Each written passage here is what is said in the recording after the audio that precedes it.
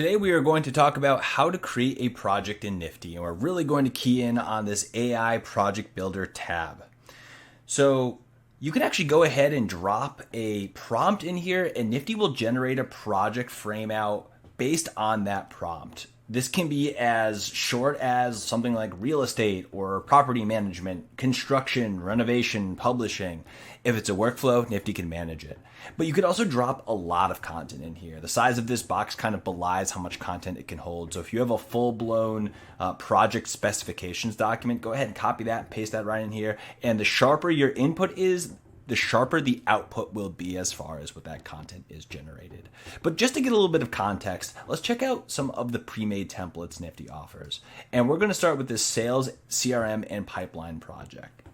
You can see when I clicked on that, a bunch of information just popped up on the left-hand side. So it starts by telling us that this has 4 statuses and 3 lists. Statuses are the steps that a task takes in the life cycle of this project. So in a CRM context, we're seeing we have like lead in, contacted, qualified, proposal, and you do not need to add completed because Nifty gives you completed by default. So we can see that these are the different statuses that are going to appear, and we can actually go ahead and edit this right here. So if I want this just to say lead or maybe new lead instead of lead in, I can do that. I can click on this button to change the color. I can change the order that this that the status is in all of our different processes. I can even add new statuses, and we'll see how that reflects in the Kanban board. So when we are in our Kanban board, it's automatically grouping by status, and we'll see this. There's an actual dial for this on the task board. But if we go and check out our lists, in this case, lists are being used to segment our tasks, which are being used as leads, into different buckets for sales. But lists generally are ways to group tasks in a conceptual manner. So they might be phases of a project. Tasks might jump between lists, then might sit in a single list. Kind of depends on the nature of your workflow. But if I flip to list view, it's going to group by list. And now I can see these different lists. So these tasks exist in both a status and a list at the same time. We can actually see the status of this task as one of the columns here in list view.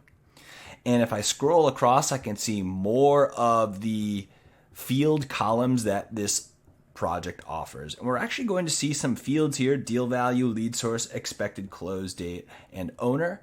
These are not default fields in Nifty. These are instead custom fields that are being generated as part of this project template. So deal value is a currency field. You can go ahead and change the types of these fields right here. We have a whole article that talks about how different custom fields work and their respective parameters, so feel free to check that out. But we can see that these are, like, if I just want this to say value or something, I can change the content here. But these are the custom fields, the non-default Nifty fields that will be added into this project, and once they are, they can actually be used in subsequent projects as well. We can go ahead and add and remove fields here. Lastly, we have the views of the project. So these are the different modules across the top of the project that we're able to flip through. So like a dashboard to track our sales.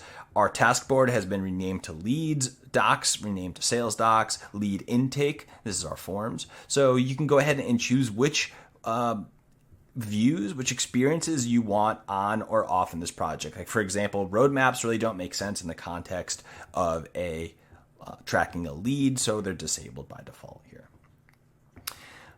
If we jump over to our custom fields here, to our advanced settings, we're going to see the different parameters that this project will have out of the box.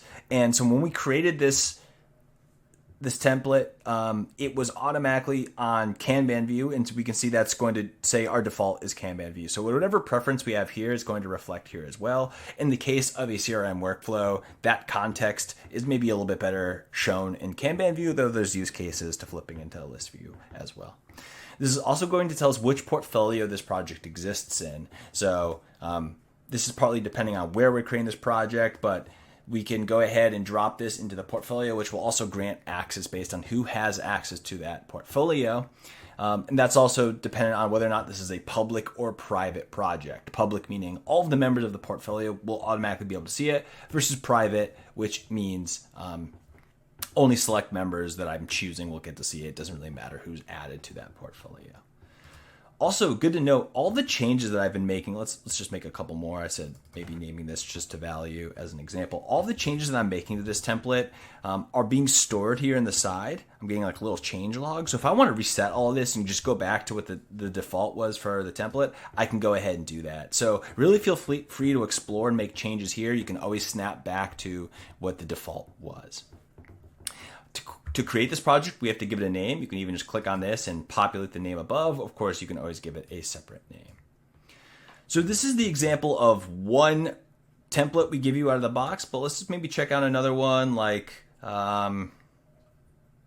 here we go, like course and curriculum. You can see this one's defaulting to a list view. This is the one that out of the box it's saying your workflow might work best in list. Of course, this is not set in stone. If we change that, that's going to reflect in the advanced settings as well. So whether it's one of our default templates or one that you cook up based on dropping in a prompt, this AI builder will build these projects for you. This gives us a little bit more context when we flip over to blank, because this is kind of just saying like you don't have a whole lot right now. You can just choose out of the box which views you want. And then of course, you're going to name this project before you create it.